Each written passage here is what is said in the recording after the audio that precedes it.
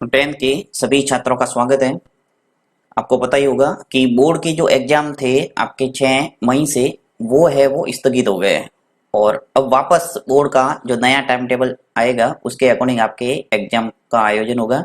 आपको अपनी तैयारी है वो और मजबूत बनाना है। इसमें जैसे जो भी टाइम मिला आपको इस टाइम का भरपूर आपको फायदा उठाना है और इस टाइम में आपको अपनी जो तैयारी है उसको दुगना अच्छा करना है, ठीक है, ताकि आप अच्छे से अच्छे नंबर से पास हो सके।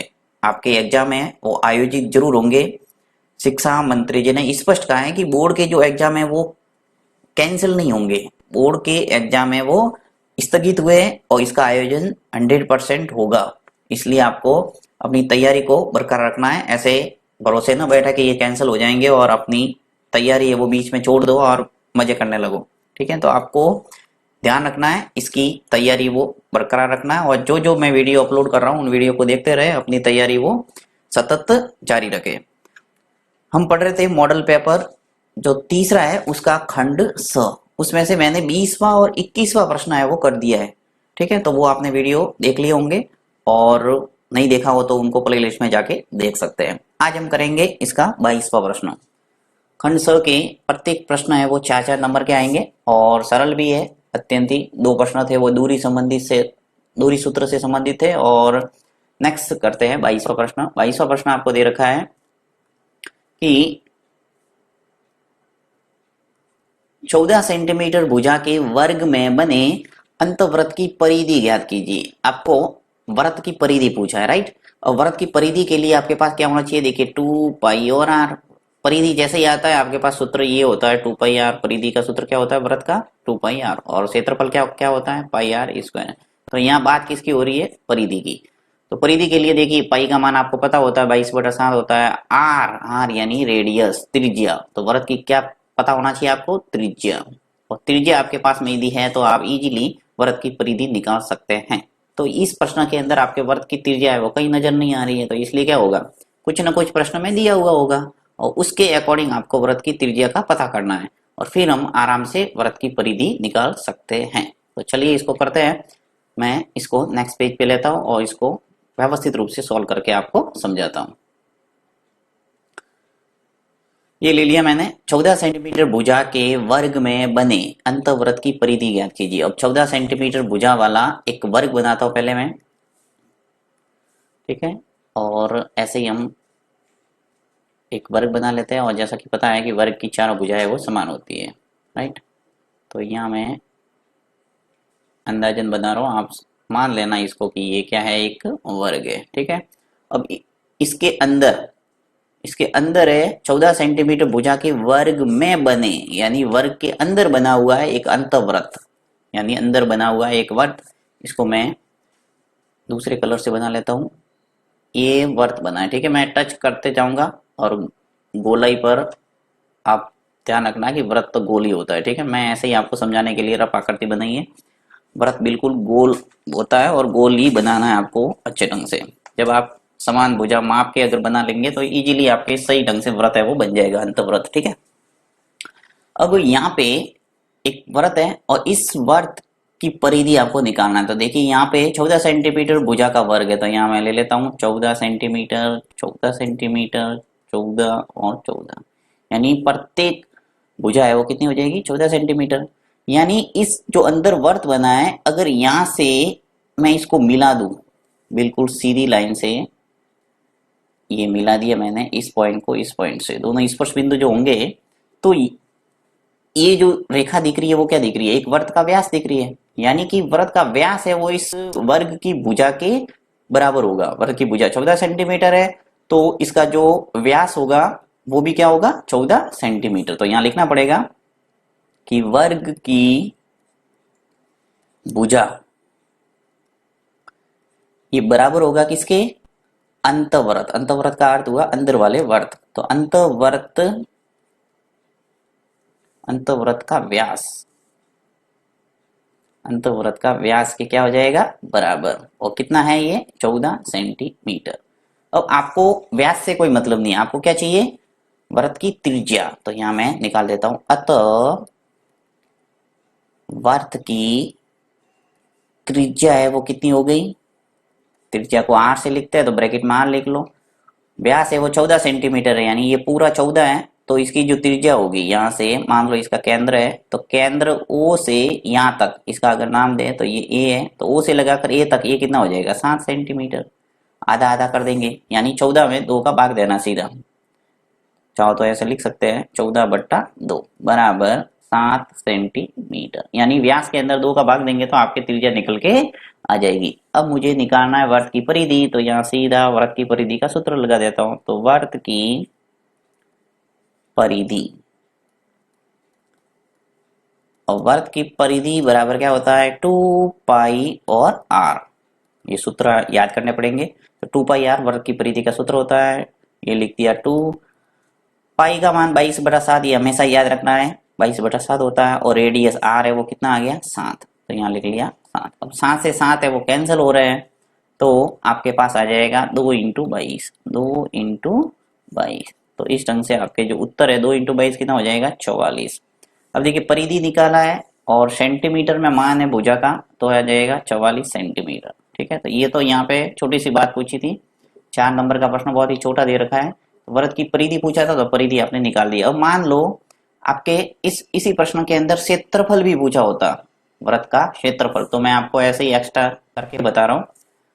मान लो क्षेत्रफल पूछा होता तो किस ढंग से निकालते, तो यहाँ इस सीधा सा लिखना है वर्त का क्षेत्रफल, राइट।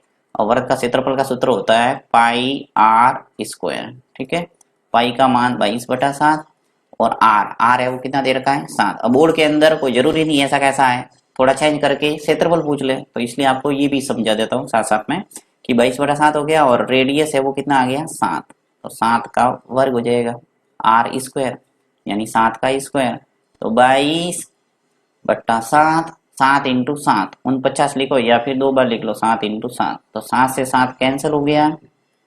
अब 22 का गुणा 7 से करेंगे तो आ जाएगा आपके पास 154, राइट।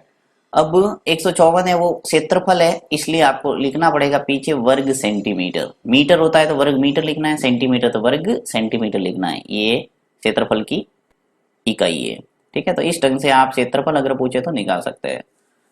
वैसे इसके अंदर 4 नंबर का प्रश्न है तो दोनों पूछना चाहिए था, तभी ये प्रश्न 4 नंबर लायक बनता है, नहीं तो बहुत ही छोटा सा प्रश्न है। चलते हैं आगे।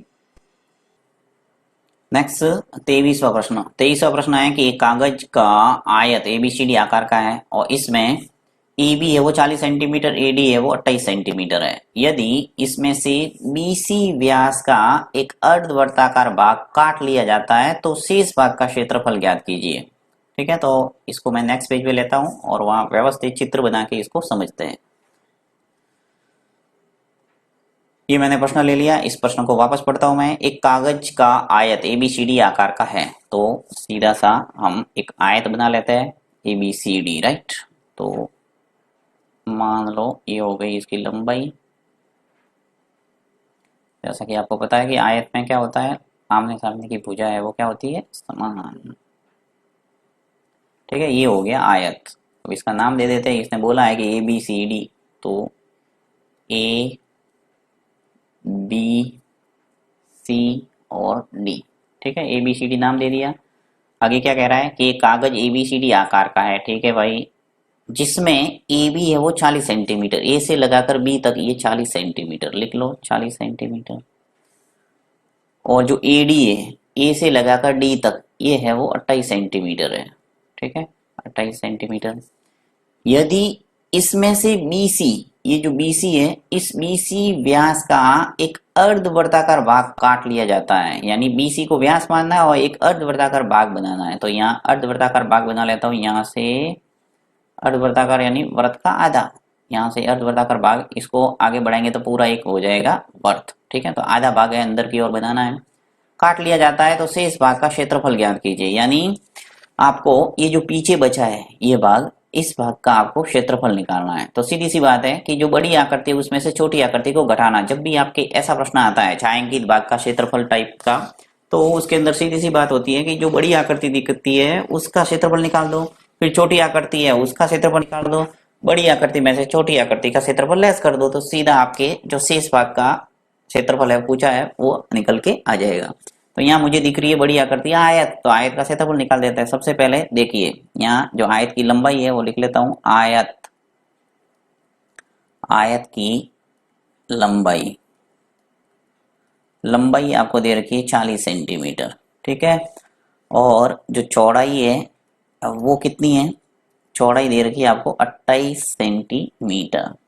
तो आयत का क्षेत्रफल क्या होता है, अब सब जानते होंगे, आयत का जो क्षेत्रफल का सूत्र होता है लंबाई इंटू चौड़ाई। तो आयत का क्षेत्रफल बराबर होता है लंबाई इंटू चौड़ाई, गुणा करना है सीधा लंबाई और चौड़ाई का। तो लंबाई है 40, चौड़ाई है 28, तो 40 इंटू 28, 40 का गुणा 28 से करेंगे तो आपके आ जाएगा 1120। ये गुणा करके देख लेना। तो 1120 वर्ग सेंटीमीटर ये हो गया आयत का क्षेत्रफल। अब हम निकालते हैं अर्धवर्ताकार भाग का क्षेत्रफल। तो यहाँ पे मैं लिख लेता हूं, सबसे पहले तो लिखते हैं कि अर्धवर्ताकार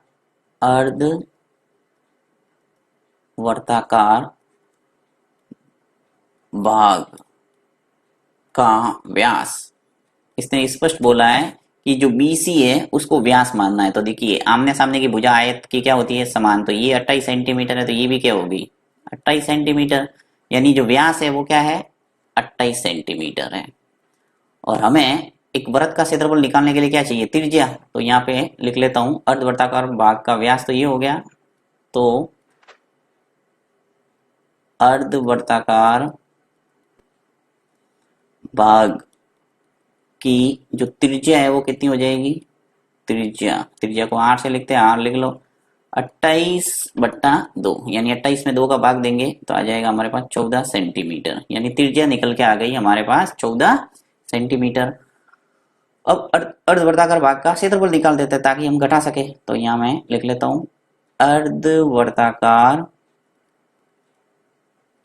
भाग का क्षेत्रफल, और अर्धवर्ताकार भाग का क्षेत्रफल यानी कि वृत्त का क्षेत्रफल है उसमें 2 का भाग देना है। पूरे वृत्त का क्षेत्रफल क्या होता है, पाई आर और स्क्वायर। अब पाई आर स्क्वायर के अंदर 2 का भाग देंगे तो आधे वृत्त का क्षेत्रफल निकल जाएगा, यानी अर्धवर्ताकार का। तो यहाँ पे अब इसको सॉल्व कर दो। देखिए 1/2 फिर इंटू ये पाई का मान लिख लो 22/7 इंटू आर है वो 14 है, तो 14 इंटू 14 कर दो। सीधा मैंने लिखा, आप 14 का वर्ग करके एक स्टेप आगे बढ़ा सकते हैं। अब मैं 7 का भाग दे देता हूँ, इसके अंदर कितनी बार जा रहा है 7 दूनी 14, फिर 2 से 2 कैंसिल कर दो ताकि इसका तो काम पूरा ही हो जाए। अब क्या बचा 22 इंटू 14, और 22 का गुणा 14 से करेंगे तो हमारे पास आ जाएगा 308 वर्ग सेंटीमीटर। तो 308 वर्ग सेंटीमीटर। तो आपके पास ये जो पूरा आयत है इसका क्षेत्रफल निकल के आ गया 1120 वर्ग सेंटीमीटर। यहाँ जो इस भाग का क्षेत्रफल भी निकाल दिया आपने 308 वर्ग सेंटीमीटर। तो कुछ नहीं करना, अब इसमें से इसको घटाना है। तो ये जो पीछे वाला भाग है ये पूरा, इस भाग का क्षेत्रफल है वो निकल के आ जाएगा। तो मैं निकाल देता हूँ यहाँ पे कि शेष भाग का क्षेत्रफल, सीधा लिख लो, यहाँ शेष भाग का क्षेत्रफल पूछा है तो शेष भाग का क्षेत्रफल लिख लेता हूँ, शेष भाग का क्षेत्रफल। शेष भाग का क्षेत्रफल सीधा घटाता हूं, 1120 माइनस 308। आप यदि लिखना चाहे तो लिख सकते हैं ऐसे कि आयत का क्षेत्रफल माइनस अर्धवर्ताकार भाग का क्षेत्रफल। यदि टाइम कम है तो सीधा भी कर सकते हैं, इसे कोई फर्क नहीं पड़ेगा। तो 1120 में से 308 वर्ग सेंटीमीटर को घटाएंगे तो आपके पास आ जाएगा 812 वर्ग सेंटीमीटर, ठीक है। क्षेत्रफल जब भी आप निकालते हैं तो पीछे इकाई लिखना ना भूलें, वर्ग के रूप में लिखना है। मीटर है तो वर्ग मीटर, सेंटीमीटर तो वर्ग सेंटीमीटर। हिंदी में भी लिख सकते हैं ऐसे वर्ग सेंटीमीटर, ठीक है। तो ये है तरीका आपके शेष भाग का क्षेत्रफल निकालने का। यदि आपको ये समझने में कोई दिक्कत आ रही है तो आप कमेंट करना, मैं वापस इसको समझाऊंगा। थैंक्स।